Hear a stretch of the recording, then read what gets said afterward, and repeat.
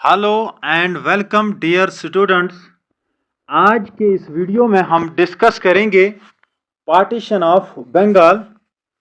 उसके बाद हम यहाँ से डिस्कस करेंगे द स्वदेशी एंड बाइकॉट मूवमेंट 1905 टू 1908 और लास्ट में हम डिस्कस करेंगे एन्यूलमेंट ऑफ पार्टीशन ऑफ बंगाल। तो चलिए डियर स्टूडेंट्स स्टार्ट करते हैं। पार्टीशन ऑफ बंगाल यानी बंगाल का पार्टीशन किया गया था during the British rule. Partition of Bengal जो था ये आइडिया सबसे पहले दिया था विलियम वार्ड ने इन 1896। हालांकि पार्टीशन ऑफ बंगाल हुआ था असल में 16 अक्टूबर 1905, लेकिन 16 अक्टूबर 1905 से पहले ही 1896 में सबसे पहले ये आइडिया दिया था विलियम वार्ड ने इन 1896। ये विलियम वार्ड होते हैं चीफ कमिश्नर ऑफ आसाम, यानी चीफ कमिश्नर ऑफ आसाम ने 1896 में आइडिया दिया था पार्टीशन ऑफ बंगाल का।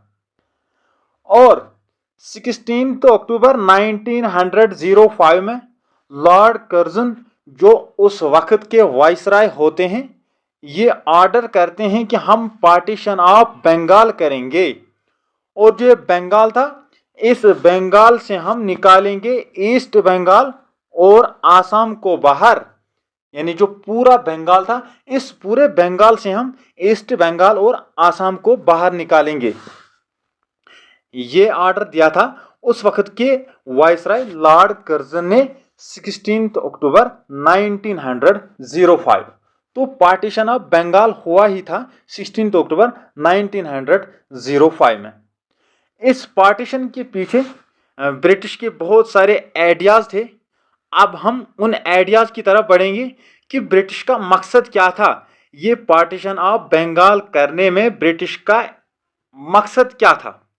तो सबसे पहले हम यहां से देखेंगे ब्रिटिश आइडिया बिहाइंड पार्टीशन, यानी पार्टीशन के बिहाइंड ब्रिटिश का आइडिया क्या था। ऑफिशियल स्टेटमेंट दिया था रिस्ले ने। रिस्ले क्या थे? रिस्ले उस जमाने के सेक्रेटरी होम डिपार्टमेंट के थे गवर्नमेंट ऑफ इंडिया, यानी ये सेक्रेटरी ऑफ होम डिपार्टमेंट थे। ये रिस्ले एक स्टेटमेंट देते हैं। क्या स्टेटमेंट देते हैं? देते हैं कि Bengal united is a power, कि बंगाल अगर इकट्ठा होगा तो ये एक पावर है। Bengal united is a power, Bengal अगर इकट्ठे है तो ये एक पावर है। And divided will pull in several different ways, और फिर हम अगर इसको हम डिवाइड करेंगे तो ये सेवरल डिफरेंट वेज में डिवाइड हो जाएगा, यानी ये बंगाल अलग अलग हो जाएगा, लोगों की यूनिटी नहीं रहेगी इसमें। इसके बाद ये ब्रिटिश का जो उस वक्त का सेक्रेटरी ऑफ होम डिपार्टमेंट था रिस्ले, ये रिस्ले का ऑफिशियल स्टेटमेंट था। लेकिन अगर हम देखेंगे हकीकत में कि ये जो ऑब्जेक्टिव बिहाइंड द पार्टीशन था कि ये चाहते थे कि स्प्लिट अप करेंगे हम हिंदूज एंड मुस्लिम्स को। जो हिंदूज और मुस्लिम्स इकट्ठे रहते थे बंगाल में, ये इनको स्प्लिट अप करना चाहते थे। ये ब्रिटिशर्स हिंदूज एंड मुस्लिम्स को स्प्लिट अप करना चाहते थे, इसीलिए इन्होंने पार्टीशन ऑफ बंगाल किया 16 अक्टूबर 1905 में।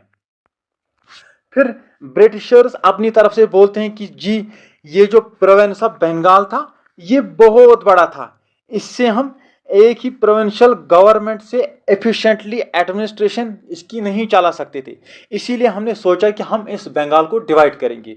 यानी ये ब्रिटिशर्स ने इसकी वजाहत इस तरह की कि ये जो बंगाल है ये बंगाल बहुत बड़ा प्रोविंस है, इसको हम सिंगल प्रोविंशियल गवर्नमेंट से एडमिनिस्टर नहीं कर पाते हैं, इसीलिए हमने बंगाल को डिवाइड किया था। तो जब ये पार्टीशन ऑफ बंगाल हुआ तो इस पार्टीशन ऑफ बंगाल की वजह से इंडिया में बहुत सारी हलचल मच गई। तो हमें मालूम है कि फिर एक्सट्रीमिस्ट्स अलग हुए, इस कांग्रेस में इन 1907 में। वजह ये भी एक काज था, ये भी एक कारण था कि ब्रिटिशर्स ने पार्टीशन ऑफ बंगाल किया था 1907 में। अब जो रविंद्रनाथ टैगोर होते हैं, ये एक सॉन्ग कंपोज करते हैं, नेशनल सॉन्ग कंपोज करते हैं, अमर सोनार बंगला ऑन द ओकेजन। इस ओकेजन पे जब ये पार्टीशन ऑफ बंगाल हुआ था, Rabindranath Tagore national song compose करते हैं, अमर सोनार बंगला। फिर यही जो नेशनल सॉन्ग है अमर सोनार बंगला, ये नेशनल एंथम बन जाता है बांग्लादेश का, जब वो आज़ादी लेते हैं पाकिस्तान से इन 1971। अब हम थोड़ा जानेंगे रविंद्रनाथ टैगोर के बारे में। रविंद्रनाथ टैगोर एक पोइट थे, फिलासफर थे, एजुकेशनिस्ट थे और पैट्रियट थे। रविंद्रनाथ टैगोर बहुत कुछ करते हैं इस पार्टीशन ऑफ बंगाल के पीछे, ये बहुत कुछ करते हैं, अपनी तरफ से बहुत कोशिशें करते हैं। रविंद्रनाथ टैगोर इनॉग्रेट करते हैं Rakshabandhan festival to oppose the partition of Bengal.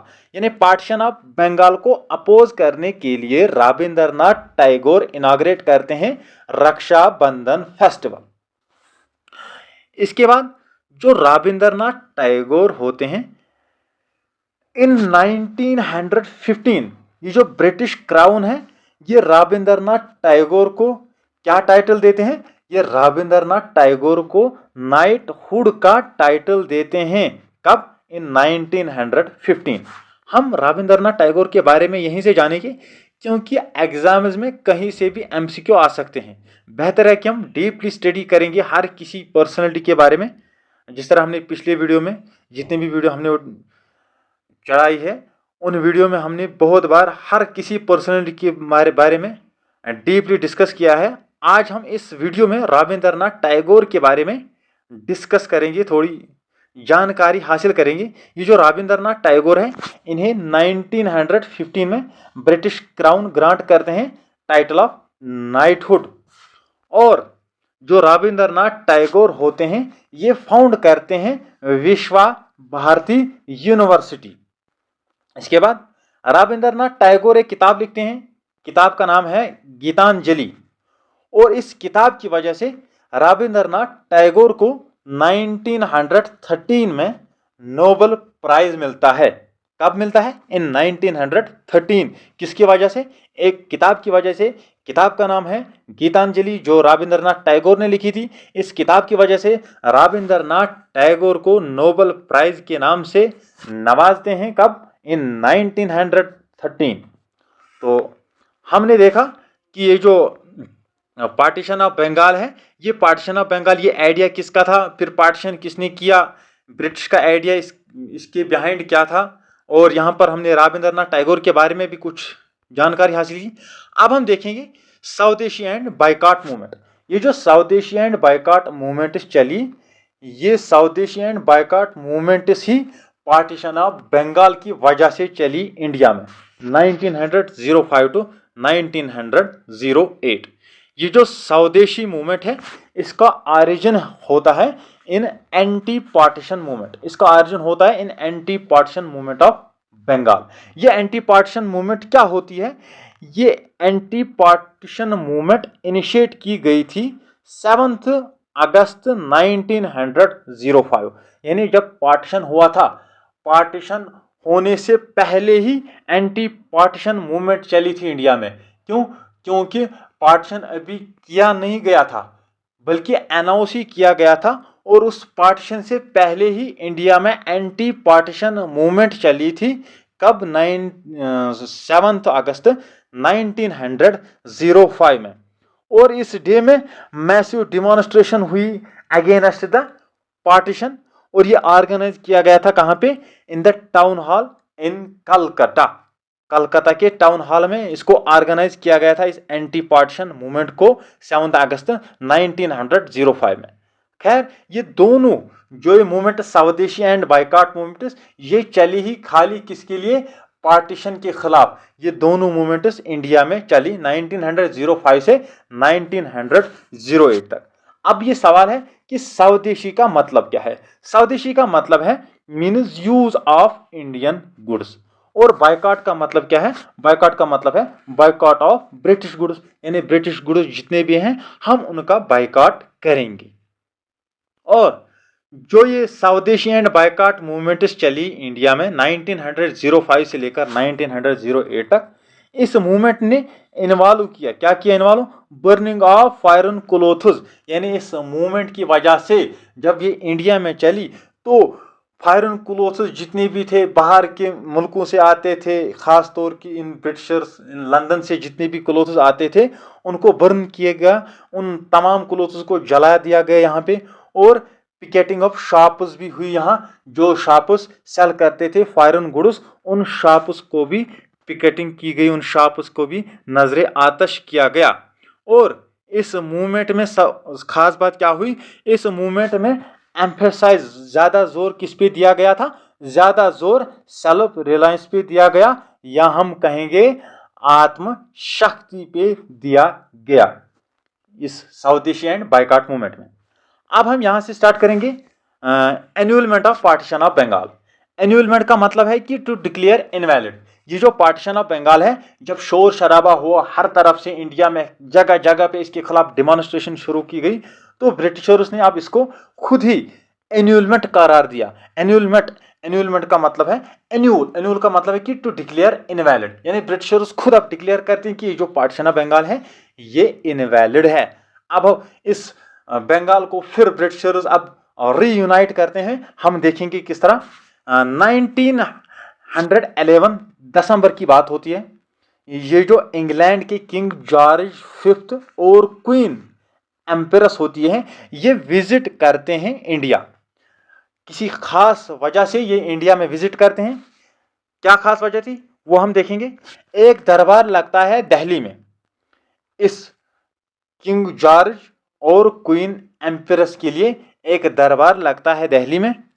इस दरबार में हम क्या देखेंगे? इस दरबार में ये डिक्लेयर करते हैं, क्या करते हैं कि एन्यूलमेंट ऑफ पार्टीशन ऑफ बंगाल के बारे में डिस्कशन होती है। और फिर ब्रिटिशर्स ये भी सोचते हैं कि हम अपनी कैपिटल जो है, यहाँ तक इन ब्रिटिशर्स की कैपिटल कलकत्ता में होती है, और ये ब्रिटिशर्स अब इसी दिसंबर 1911 में ये डिसाइड करते हैं कि हम अपनी कैपिटल, जो कि ब्रिटिशर्स की कैपिटल कलकत्ता में होती है यहाँ तक, कि अब हम अपनी ये कैपिटल कलकत्ता से शिफ्ट करेंगे कहाँ की ओर? दिल्ली की ओर। अब दिल्ली में एक दरबार लगा, दिल्ली में एक दरबार लगता है। और जब दिल्ली में दरबार लगता है तो इस दरबार में फिर बहुत गलियां सजती है दिल्ली में। क्यों? क्योंकि ब्रिटिशर्स अपनी जो कैपिटल होती है कलकत्ता से ये अब शिफ्ट करते हैं दिल्ली, और दिल्ली में गलियां सजती है। अब वायसराय को दावत देते हैं लोग, अब इस वायसराय को यही अंग्रेज लोग दावत देते हैं कि अब नई इस जो दिल्ली बनती है कैपिटल, इस कैपिटल का उद्घाटन करने के लिए। अब वहां से एक इंसिडेंट होता है, ये मशहूर इंसिडेंट है। इंसिडेंट का नाम है हार्डिंग्स बम केस। इसमें क्या होता है? एक बम जो होता है, एक बम को थ्रो किया जाता है, यानी एक बम फेंका जाता है वायसराय की ओर। ये वायसराय एक एलिफेंट पे होते हैं, इस वायसराय की ओर एक बम फेंकते हैं, और इस बम में ये हार्डिंग्स इंजर्ड हो जाते हैं। ये बम कौन फेंकते हैं? ये बम फेंकते हैं और रास बिहारी बोस थ्रू द बम। ये रास बिहारी बोस बम फेंकते हैं इस हार्डिंग्स की ओर, और ये हार्डिंग्स इंजर्ड हो जाते हैं। ये आते हैं क्या करने के लिए? इस नई कैपिटल का उद्घाटन करने के लिए दिल्ली पहुंचते हैं, लेकिन रास बिहारी बोस इनके ऊपर बम फेंकते हैं और ये जख्मी हो जाते हैं। तो फिर ये इंसिडेंट होता है, ये मशहूर इंसिडेंट होता है हार्डिंग्स बम केस। हार्डिंग्स बम केस। फिर 23 दिसंबर 1912 में जो क्या होता है, यही कि वायसराय जो होता है, वायसराय एंट्री करते हैं इस दिल्ली में, और फिर इनके ऊपर बम फेंका जाता है राज बिहारी बोस की ओर, और फिर हार्डिंग्स वहां पे जख्मी हो जाते हैं। अब जो annulment of partition of east Bengal होता है, इसमें क्या करते हैं फिर? इसमें जो बंगाल होता है इसको ये इंटीग्रेट करते हैं और 3 सेपरेट स्टेट्स क्रिएट करते हैं। एक स्टेट का नाम है बंगाल, इस बंगाल में अब ये लोग क्या करते हैं, इस बंगाल में ईस्ट बंगाल और वेस्ट बंगाल को इकट्ठे मिलाते हैं। दूसरी बात क्या करते हैं, दूसरी बात एक और स्टेट तो हमने ऊपर ही बोला कि ये 3 स्टेट्स क्रिएट करते हैं। पहली बात को बंगाल को ये फिर से जोड़ते हैं, ईस्ट और वेस्ट बंगाल को इकट्ठे। दूसरी बात क्या करते हैं, दूसरी बात ये आसाम को क्रिएट करते हैं। किस तरह, जिस तरह ये आसाम 1874 में होता है उसी तरह इस आसाम को फिर से बनाते हैं और फिर बिहार एंड ओडिशा को भी क्रिएट करते हैं, इकट्ठे मिलाते हैं, इस बिहार एंड ओडिशा को फिर क्रिएट करते हैं। फिर हमें मालूम है कि बिहार और ओडिशा फाइनली सेपरेट हो जाते हैं। कब, इन 1935 में बिहार और ओडिशा फिर अलग अलग हो जाते हैं। डियर स्टूडेंट्स, आज हमने इस वीडियो में पाठशाला बंगाल, स्वदेशी एंड बायकॉट मूवमेंट और उसके बाद हमने डिस्कस किया एनरोलमेंट ऑफ पाठशाला बंगाल। मिलते हैं आपसे किसी एक और नए वीडियो में, तब तक दीजिए इजाज़त। खुदा हाफिज़, बाय।